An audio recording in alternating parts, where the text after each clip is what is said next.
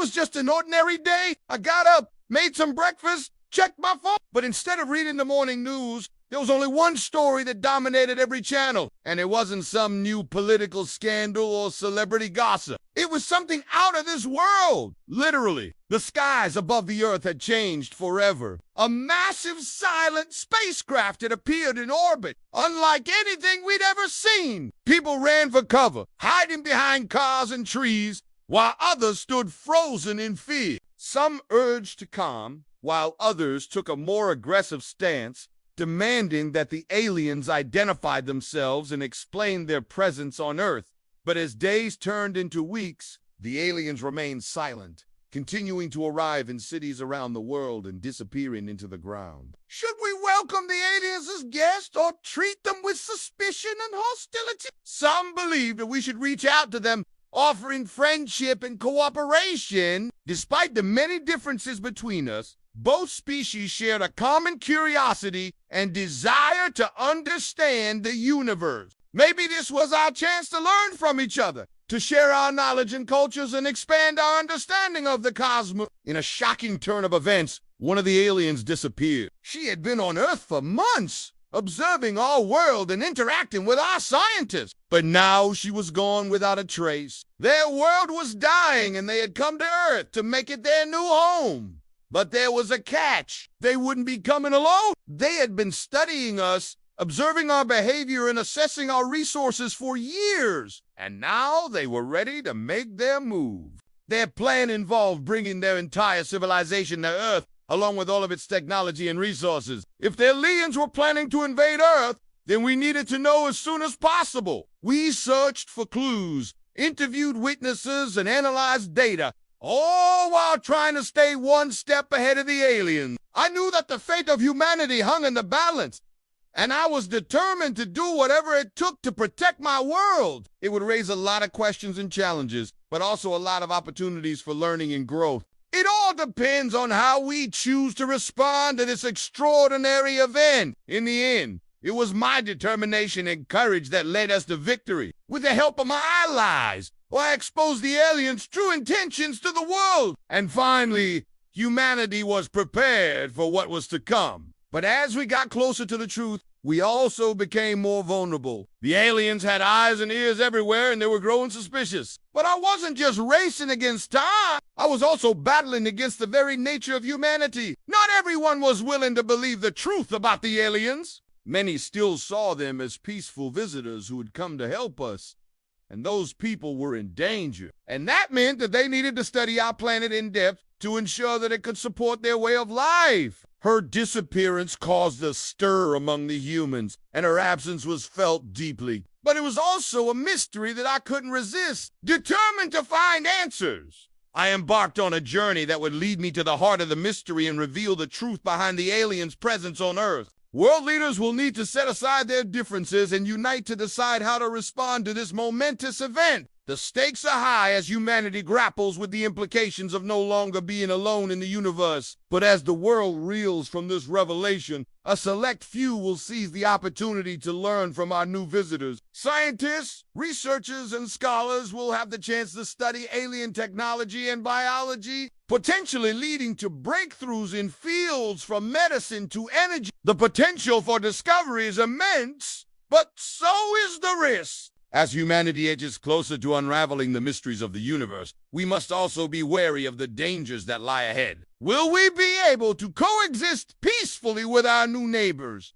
Or will we face a new world order? The answers to these questions remain to be seen. But one thing is certain. The discovery of extraterrestrial life will change the course of history forever. Maybe the arrival of the aliens was not a threat, but an opportunity for growth and discovery. While others argued that we should take a more cautious approach, monitoring their activities and preparing for any possible threat. With each passing day, the pressure mounted on our leaders to find a solution. We needed to decide how to respond to these enigmatic visitors and what role they would play in our future. As tension grew, so did curiosity. Some believed that the aliens were here to help us, bringing advanced technology and wisdom from distant stars. Others saw them as a threat, waiting for the perfect moment to strike.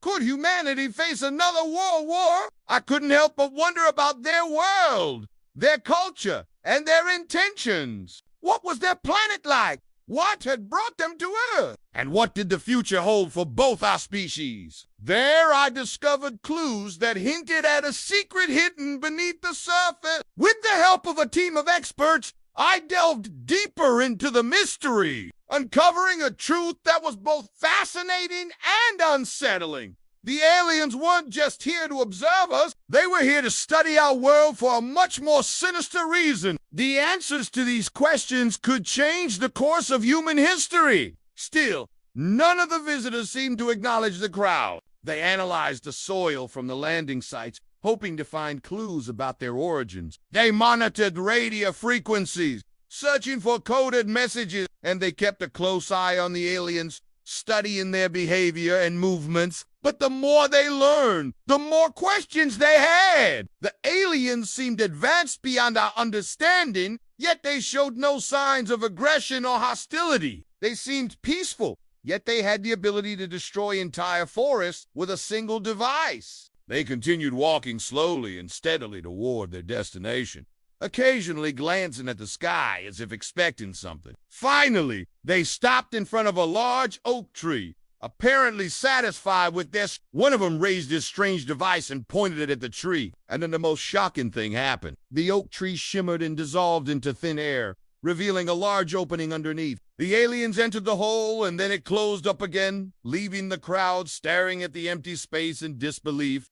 It didn't attack, but it didn't explain why it was here either. Hours later, dozens of smaller ships landed in major cities around the world. And finally, through the help of sophisticated translators, we heard their words for the first time. "We come in peace." That's what they said. From the outside, it looked like a sleek black oval about 300 feet long, smoothly curved at all edges and with no windows or markings of any kind. At first, nobody dared approach you. People could only watch nervously as a blue light pulsed rhythmically from one end, illuminating the quiet city street below. Then suddenly, an opening appeared in the side of the ship, like a mouth opening to reveal a blinding flash of white light before slowly closing again. Moments later, the blue light went out, and the enormous vessel disappeared into the night sky, leaving nothing behind except for a giant crater in the middle of the street.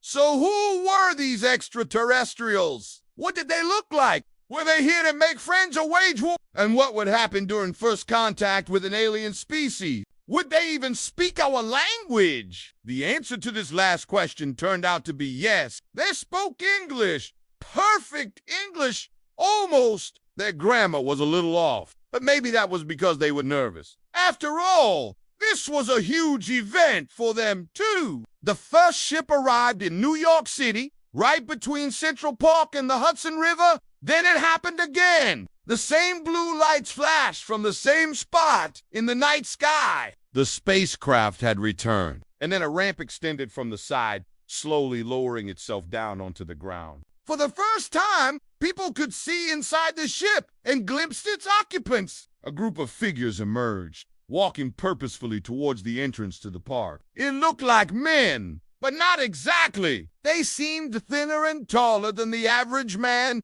with pale white skin and large, dark eyes. All of them wore matching outfits of a dark gray fabric that covered their bodies from head to toe. One of them carried a strange device that emitted a pulsing blue light. At first, the crowd was silent, stunned by the sight of the aliens. But once someone started screaming, panic erupted. As news of the mysterious visitors spread around the world, global leaders scrambled to respond. While world leaders argued, scientists worked tirelessly to uncover the secrets of the visitors. Meanwhile, the public grew, increasingly divided over how to handle the situation. But amidst all the uncertainty and fear, there were also glimmers of hope. As the debate raged on, I found myself drawn to the mystery of the visitors, and then one day everything changed. My investigation took me to the place where the visitors had first arrived. As I uncovered more clues, it became clear that the visitors had come from a dying planet. That's when I realized the true extent of what was happening. The aliens hadn't just come to Earth.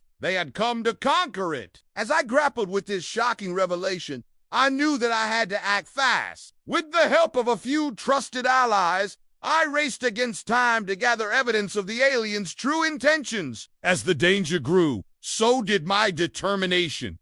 Will humanity face its greatest challenge yet? The discovery of intelligent extraterrestrial life is bound to send shockwaves across the globe. I think it's safe to say that if we ever make contact with aliens, it would be one of the most significant moments in human history.